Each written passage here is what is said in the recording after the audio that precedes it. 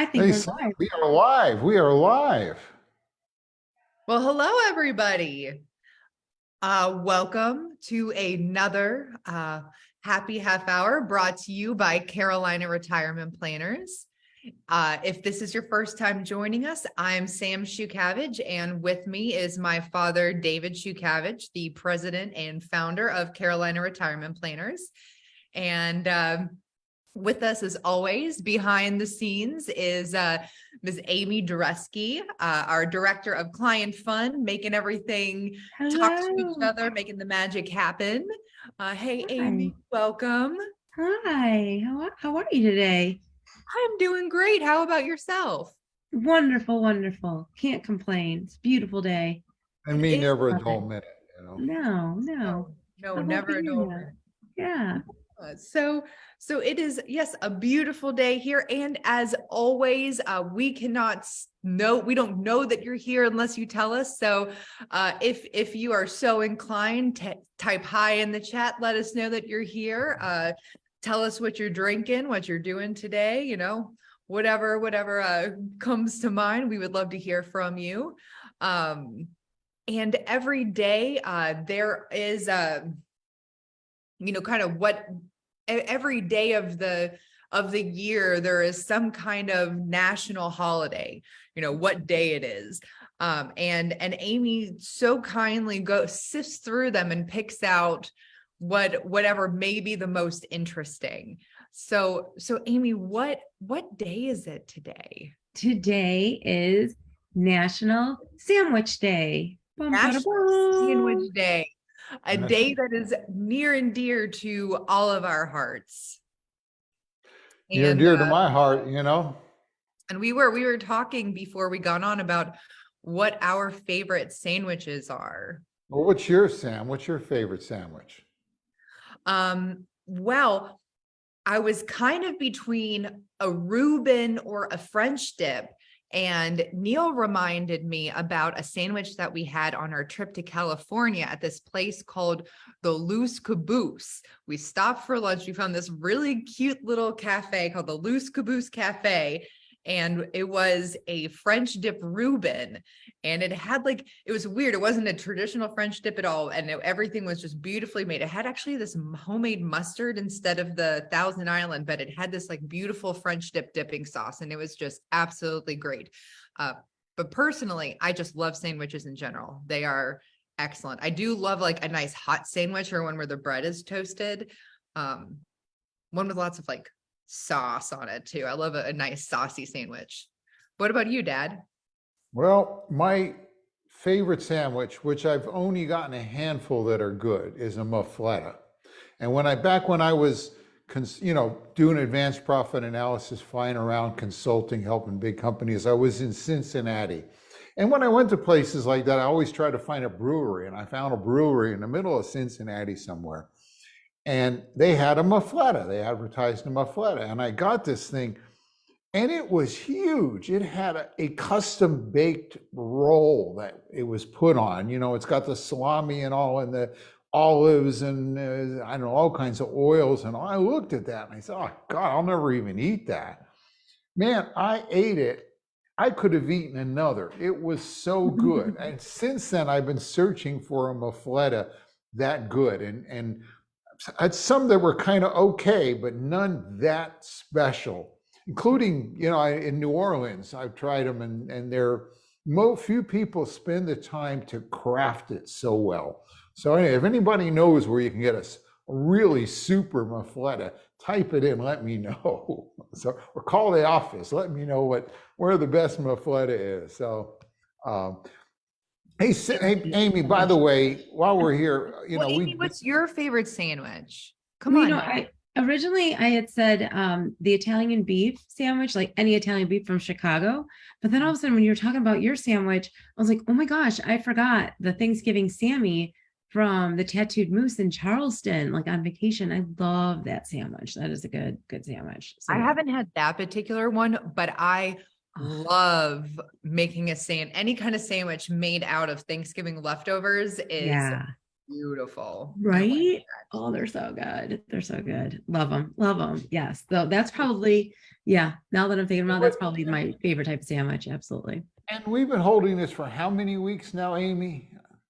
This is 118, number 118. 118 weeks. We brought to you happy half hour. So, although we will probably skip Thanksgiving because we won't be here, but that's about the only day we may miss. But I see that Robert has joined us. He's enjoying a Malbec. Dan and Barbara are checking in from Georgia, drinking water. That sounds. I hope you're okay. We got Nadine is here. She's sipping an herbal tea. And Bob brought up a good question. I thought about asking this. It's the tough question is a hot dog considered a sandwich? And No. I mean, I don't know, it is, a piece of meat in a bun, I'm saying no. I'm gonna go no. Just like Okay, a burger. A burger, I'm gonna say no. A burger's a burger, a hot dog's a hot dog. A sandwich is a sandwich. That's like my vote, but okay, yeah. you're a purist. I see that Barb actually is not in Georgia. She is in the mountains. I bet you that Dan is at some hunting camp somewhere. And Brent says hello from Maine, where I hope it's getting cool because I wish it's not getting terribly cool here. But No, it's hot. It is pretty warm here, but we're usually pretty mild until right January 1st, it kicks in. We have to, what is our subject today? We do have to people are here to learn something. So what is our subject today, Sam? Well, I wish I could tell you that I know it off the top of my head, but you're giving it away by the board behind you. It's charitable giving. Charitable giving, there's kind of the time of the year where we think about charity, and it's good to kind of review some of the rules and the pitfalls and the advantages and the strategies you can use. So let's get into that, and then we'll get back to chatting. Be sure before we leave, Sam, you give everybody a little pitch for the Kite Festival occurring this weekend. One of our friends is participating in a nationwide, basically, Kite Festival at down in Fort Fisher that everybody will want to go to. So I want to make sure we get there. Let me see if I can get cranked to the right camera here. It'll be I'm gonna let you guys know that it's in the 70s in Maine right now, apparently. Oh yeah? Yeah. Okay. Well, today we're talking about charity and kind of some of the rules of giving to charity. It has gotten more complicated probably since an act in 2018, I think, that changed the way we treat deductions. Sam, if you fill out a tax return and you can do two things. When you go to your tax return, you first put in all the things you made, your pension, if you have one, Social Security, wages, earnings, dividends, and all that, and you get your adjusted gross income. That's the total money coming in. Then you get to deduct some things. You need you can take some deductions off, and there's two ways to do that. One of them is to itemize. Sam, what are the kind of the big items that you typically itemize? Your mortgage. Mortgage. Healthcare expenses. Healthcare. And charitable donations. Charitable donations, sometimes different taxes you can take. If you don't itemize, what kind of deduction do you get? What is it called? The standard deduction. The standard deduction. And they made it a lot bigger a few years ago. If you are single, how much can you automatically deduct from your adjusted gross income? If you're single, 12 in 2022, $12,950. And how about if you're married? $25,900. So it's, while we're at it, what happens if you're old? Well, Over age is 65? just a number, Dad. Oh, that's right. That's You're right. What happens old. if you're, You're only what as happens old if as you're you past that feel. number?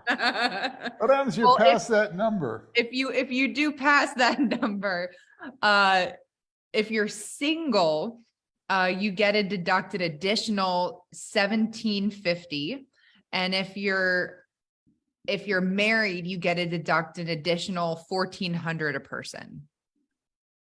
Okay, so and the thing is, these numbers are so high that most people don't have enough mortgages and health care and all to exceed that. So you can deduct, say if you're married, 25,900, no questions asked, boom. The trouble is, if I want to give some money to charity, I don't get to deduct it anymore. It doesn't feel right. Now, I think last year we were able to take 300 off each, for whatever we want, but that went away this year. So people have been, maybe it's harder to get a deduction for the money you give unless it exceeds this 25,000 or 12,000 piece. Now, what you could do, you might say, well, David, I want to donate a whole lot of money. What are the rules for that? What are the rules for how much money I can donate so I can get up and get the deduction? And what it really is, it is 60% of my adjusted gross income can be deducted in a given year. So let's say you had $100,000 in all your adjusted gross income now. And let's say you said, well, I'm going to give $100,000 to charity. I'd like to do that. Well, that comes out to $200,000, and 60% of that would be $120,000. So you could give that $100,000 to charity if you wanted to, and you go into your tax return and you do you take it off and you get a deduction for it. So your adjusted gross income's kind of back to 100. Now, here's the thing that can kind of bite you there. If you are 63 or older, that 100 gets added to a modified adjusted gross income number they use to determine if your Medicare Part B is increased. When you get to 65, you go on to Medicare, you have to start paying about $170 a month each for Part B. If your your modified adjusted gross income is below 100, about, what is it, 190, Sam? Or I think it's 192 or something like that, right? In 2022, 182. 182. So it's 100 if you're below 182. But when you do this and get this $200,000, they count that extra money. So now each of you start paying about $68 a month more. So it'd be about $1,400 for a couple, say, that they would pay because they gave this. So it's kind of like, whoa, if I get it, I get to deduct it, but then the government comes around the side and increases my cost for Medicare. And for some people who aren't already paying tax on Social Security, it will probably it might make that Social Security taxable. So that's something to be concerned about. Now, what can you do to get around this? Well, there's one strategy that's great if you are now 70 and a half or over, and you have an IRA. Because if you want to get money down here to charity, and you want to leave it to them from your IRA, normally you would have to go put it on your tax return. And yeah, you'd get to deduct it and everything, but it would still affect your Part B Medicare, and then that would go to charity. However, the government put something into place a few years ago called a QCD.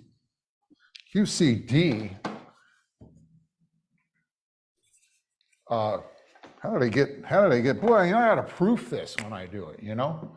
Qualified charitable distribution, not a contribution. Boy, Sam, how come you're not proofing my stuff when I do this, you know? We were trying to tell you that the green was a little light. Yeah, We they were having can't a hard read. time reading the green. Yes, that was definitely I write it happening. in something no one can see. So this is the Qualified Charitable Distribution, or QCD. And what you do is, if you're over 70 and a half, and you can take it, and I got to use a color people can see, I can go and give it right to charity. Basically, I get the company that has my IRA to write a check right to the charity, and it bypasses my tax return. So it doesn't show up and doesn't affect my Part B Medicare. So this is a really great thing. There's some catches though about it. Sam, what happens if, you know, they're turning 70 and a half this given year, but they do the QCD before their half birthday? Well, then it would not be a QCD. No, the government says you got to do it after you turn 70 and a half. Not, you know, so if you do it before then, even though it's in the same year, it now becomes a taxable event. That's one thing you kind of got to watch. The other thing. You also want to make sure that you reported on your taxes that you've done it. That's right. You need to tell your tax preparer, or if you're doing it yourself, there's a single line on the tax return that says, oh, I did this QCD, so they know that you did it. There's another reason they need to know that. And what happens when you turn 72, Sam? You have to start taking your required minimum distributions. RMDs. The government says you got to start coughing up some of that IRA money and let us pay tax on it. Now, if you do a qualified charitable distribution, that counts towards your RMD. So if you say, man, instead of paying tax on all or some of this money, I'd like to give that tax money to my favorite charity instead. You can do that, and it'll replace your RMDs. That's another reason they need to know you did it. What's the maximum they can do in a year, Sam? Of QCDs? Yeah. $100,000. $100,000 is the max in a given year. So that's pretty good. You got a good amount of coverage there. So. Yeah. So every year we fill out the paperwork for folks that want to do this to get the money from their accounts. And a lot of people are tithing using the QCDs. And that's one way to get around this itemizing bit. And I don't know oh, I'm so sorry. I don't know if you've mentioned this yet, but it needs to come from an IRA. It can't come from an employer plan like your 401k or 403b. Right, it's IRA only. If you have a 401k, 403b, remember a TSP or what, all these things, you can't use those for one of these. Remember, they also come with different sets of RMD rules than an IRA. One reason why it's nice to get all that stuff in IRAs when you retire. So, okay, glad you mentioned, I forgot to mention that. Thank you, Sam. One last time, we got about just a handful of minutes left. I want to come up with sort of some sad advice here. Okay, I want to come up with some sad. Always leave them on a sad note, right? Yeah, I know. But let's say right now you have some IRA money, you have some money in stocks, you have some money in a Roth. Let's say you put $1,000 into Apple in 1984. Anybody remember why 1984 is special for Apple? Well, I've stumped everybody.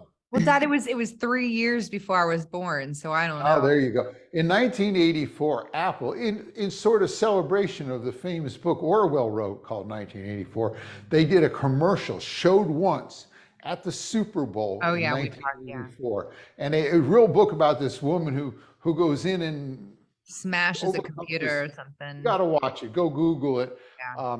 But if you put $1,000 in there, it would be worth like $120,000 now. You know, that kind of money. So let's say you had that stock, not in an IRA, you just bought the stock then. You got money in your IRA. And there's two groups you probably want to leave this money to. One group might be my family. I'd like to leave it to my family. Another group might be a charity. Do this right, David. Now, a question might be, which money should I leave to who in my trust or my will, or have my executor or successor trustee make sure they know? Or maybe your parents are passing and you want to make sure you do the right thing with their money. Well, I tell you, many people would say, well, I want to leave my IRA to my kids. That's that IRA. Everyone says we should do IRAs inheriting. Sam, if I leave the IRA to my family, what comes with that? The taxable implications. The taxes, yeah. When you have money in an IRA, someone's going to pay the tax on it. You're going to pay it. Your kids are going to pay it. Your grandparents are going to pay. There's only one group that doesn't pay tax on IRA, and who is that? A charity. A charity. So the IRA money should go to the charity. That should be, if you want to leave money to charity when you die, that's the money you want to leave them, because they get it all. They don't have to pay tax on it, because they're doing the work of our tax dollars. They're a charity. What happens if that $1,000 I put into Apple is now worth 120, and I leave that to my kids? Do they pay tax on those gains? I'd pay tax on those gains if I cashed it in. But would they pay tax on those gains? No, they get a stepped up basis. Right. When you die, in most cases, if you leave someone appreciated stock or property, they get it at the value the date you died. So the stock's really good to leave to the family. How about a Roth? Roth is wonderful money to leave to your family. Almost your first choice, because when they get it under the current law, which now says you got to take everything out in 10 years, they can leave it in that Roth and get 10 more years of tax-free growth. And then when they take it out at the end of 10 years, it comes out tax-free. So just make sure, just something to keep about if you're thinking about your legacy, or you're looking at your parents or people that may pass, that they think about their legacy, to be efficient, because you want to make sure the money goes, where it'll do the most good. And most of us wouldn't say I want to leave the most money to tax dollars. So that's a little bit, some reminders here on charity as we kind of approach the end of the year, where it's a good time to think about, what should I do for my year-end giving? And I hope this was of help. Okay. Oh, by the way, I should mention, if you'd like to know more, there's a couple things you could do. One, we have the 2022 tax summary, which can help you for your year-end planning. If you type in if you email us or call us at 815-3100, or go to our website, carolinaretirementplanners.com, where there's a lot of other good stuff, including under events, a list of all these happy half hours. You can get it there, or you can go to the website, carolina15.com, and book a 15-minute call with us to answer any questions you may have. Particularly those clients know they can call us anytime, but if you're here as a visitor, this is a way to call us and, if you want to get some questions answered. So that's that part. Okay.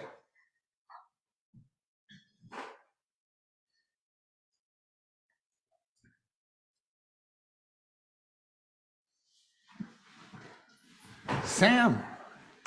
Okay, we had about 4 minutes to go, so we're probably getting close to the magic hour. What do we do then? Well, we're going to do the wine drawing, but you wanted me to talk a little bit about the Kite Festival. Oh, yes. And, well, I don't know if I'm the best person to talk about the Kite Festival. I will be after Saturday, but the Kite Festival is awesome. It's going to be happening this Saturday and Sunday, and that's the main event. And those are going to be happening from 10 to 4 p.m. out at the Fort Fisher recreational area. So if you go down to where all the bendy trees are, and where you can go, where is it, where you can walk around the actual the Fort Fisher. Yeah, almost the end. Yeah. There's a bunch of parking out there, and there'll be a bunch of vendors and stuff and showcases in the parking lot, and you walk out to the beach, look for the big kites. You can't miss it, because when we say kites, these are giant. You can walk inside one of these kites. Yeah, and they got some people from around the country, some of the best kite flyers in the country, maybe the world, are coming there with their kites. We just happen to know somebody who is fairly local, who is a participant, but people do come from around the country to participate in this. And I've had the opportunity to see one such kite. I actually haven't been able to go to the Kite Festival yet. And even last year they had to cancel it because of inclement weather, and the weather should be absolutely beautiful. So 10 to 4, Saturday and Sunday. And I was trying to find the information for it, but you kept asking me questions that I know how I was participating. But Friday night, I believe I think it's 7 to 9 outside of the Marriott on Carolina Beach. The only thing I'm unsure about is the hours. I think it's 7 to 9. Outside of the Carolina Beach Marriott, right near the boardwalk, they're going to have an event where they're doing light up nighttime kites. And that should be fun too. I think they're going to have a DJ out there and music. So if you wanted to come out and do a fun nighttime kite thing, they'll have that going on as well.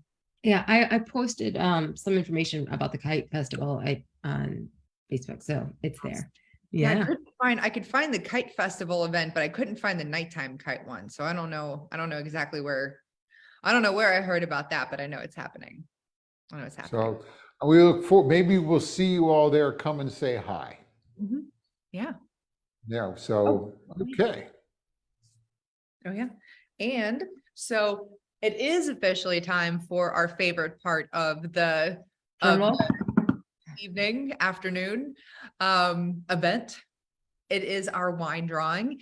Each week we raffle off 2 bottles of wine delivered directly to your door from Fermental Bottle Shop. They are newly reopened in the Cargo District in downtown Wilmington. Go check them out, give them a visit. They have a lot of food trucks out there. It's just a really cool area. And to enter, all you have to do is we send out an email to you if you're on our email listserv, we send out an email each week letting you know what our topic is. Respond to that email and we'll get you entered in here. If you're on Facebook, we'll put out a little event each week letting you know what our topic is. And if you say that you're going to the event, you will get entered in here. And if you share that with a friend, you'll get entered in again. All right. So our winner this week of 2 bottles of wine delivered to their door is... He's still my heart. I don't want to drop it. Bob T. And I think I saw him on. I think I know I saw him. So congratulations. Yay, congratulations. Bob. You are our wine winner this week. Congratulations. Yay. Everybody else, please continue to enter. We love to give away wine, and we'll maybe you will be our wine winner next week. And we will be here as usual next Thursday, and we'll have another event. I have to figure out what that one, we got to decide what we're going to do. I didn't plan ahead yet.